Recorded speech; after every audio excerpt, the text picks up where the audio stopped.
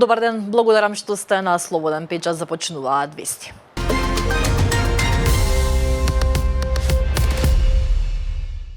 Од денеска камерите поставени на улиците ќе снимаат сообраќајни прекршоци. Од Министерството за внатрешни работи велат дека почнува пробниот период на проектот Безбеден град, кој ќе трае 1 месец, а од 1 јануари 2026 година ќе стартува и казнувањето.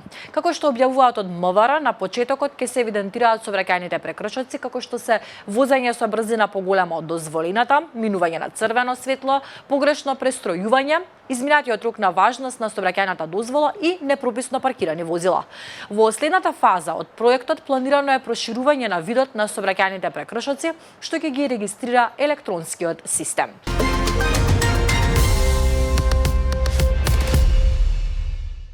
Вчера било пронајдено безживотно тело во водите на реката Вардар кај велешкото село Уланци, информираат од територијалната противпожарна единица Велес. Случајни минувачи забележале безживотно тело во реката.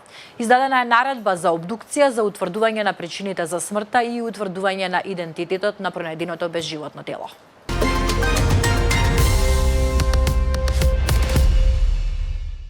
Три лица кои му се заканувале на градоначалникот на Кавадарци Митко Јанчев добија кривични пријави.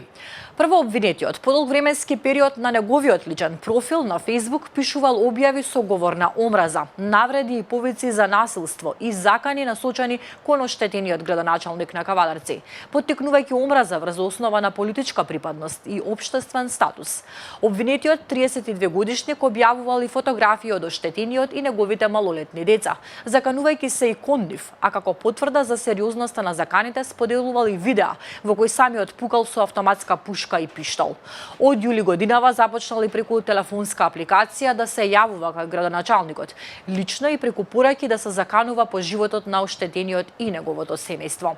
Второ обвинетиот исто така телефонски пренесувал дел од заканите и пораките во име на првиот обвинет. Третиот обвинет пак коментирал на Facebook објавите на првиот обвинет, заканувајќи се со убиство на оштетениот градоначалник.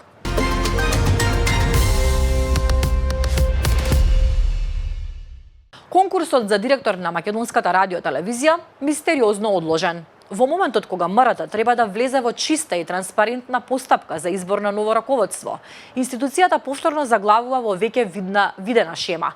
Конкурсот за надзорен одбор е веќе распишан, но изборот на директор и на заменик директор мистериозно се одложува, без законска причина и без јасно образложение.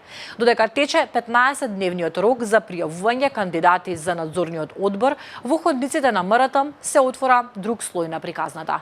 Зошто паралелно не се распишува конкурсот за директор и за заменик директор, кога процедурата е независна и може да се води истовремено?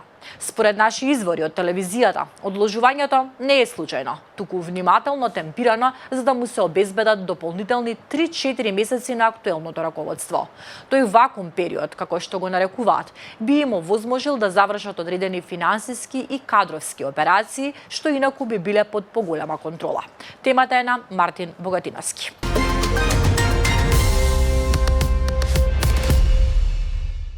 Масовна тепачка кај гласачкото место во Србија. Летаа флаши. Инцидентот се случи во српската општина Мионица, недалеку од гласачкото место, во која учествуваа граѓани и членови на владеачката партија СНС, пренесуваат српските медиуми.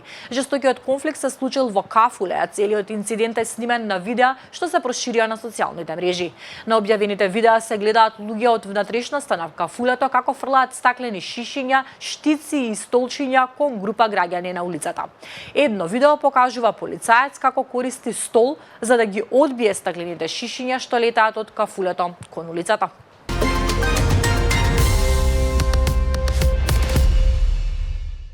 Спречен обид за атентат во Русија. Руската федерална служба за безбедност соопшти дека спречила наводен обид за атентат врз висок офицер на Министерството за одбрана на Русија на Крим, за кој тврди дека бил планиран по налог на украинската воено-разузнавачка служба.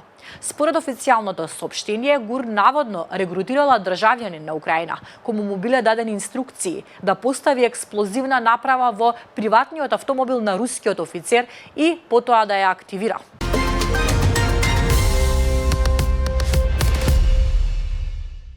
Американските власти веруваат дека афганистанскиот имигрант, обвинет за нападот од засада врз припадниците на Националната гарда во Вашингтон, не бил радикализиран се додека не дошол во САД. Властите го идентификуваа Алак Навал, 29 годишен, како осомничен за пукањето во средата, само неколку блока од Белата куќа, во кое еден припадник на Националната гарда загина, а друг беше сериозно ранет.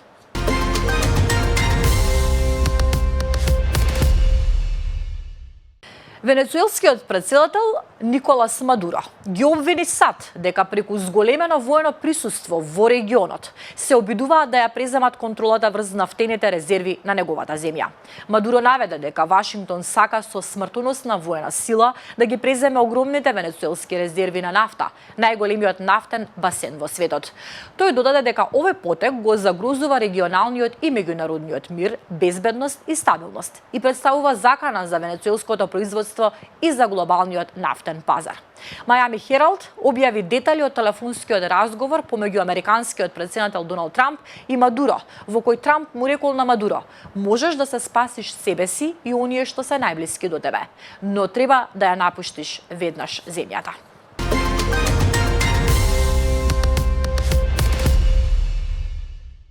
Најмалку 4 лица, меѓу кои и тројца малолетници, се убиени во масовна пукотница за време на семејно славење во градот Стоктон, Калифорнија. Загинатите се на возраст од 8, 9, 14 и 21 година, а уште 11 лица се повредени, соопштија локалните власти. Нападот се случил вчера, непосредно пред 18 часот по локално време во семеен ресторан. Осомничениот напаѓач се уште е во бегство, а полицијата стравува дека се работи за целен напад. Калифорнија има некои од најстрогите закони за огнено оружје во САД, но тие во последните години се предмет на правни спорови и укинувања.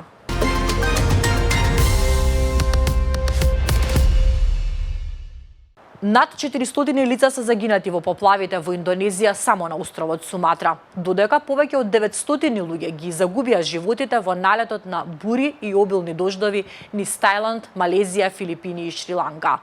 Азија е погодена од катастрофални поплави кои однесоа стотици животи и загрозија милиони луѓе. Во Индонезија спасувачките екипи се во потрага по најмалку 400 исчезнати лица, за кои се стравува дека се потрупани во лизгање на земјиштето откако циклонските дождови го опустошија регионот. Индонезија беше погодена од исклучително реткиот тропски циклон Сенјар, кој предизвика катастрофални лизгања на земјиштето, однесе домови и поплави и илјадници згради.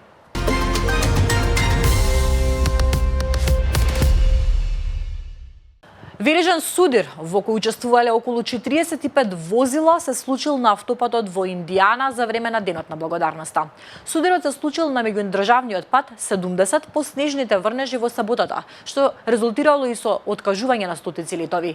И покрај големиот број на вклучени возила нема пријавени посериозни повреди. Ова беше последната информација во вестите. Ви благодарам на вниманието и на довербата. Повеќе вести ќе најдете на нашиот сајт.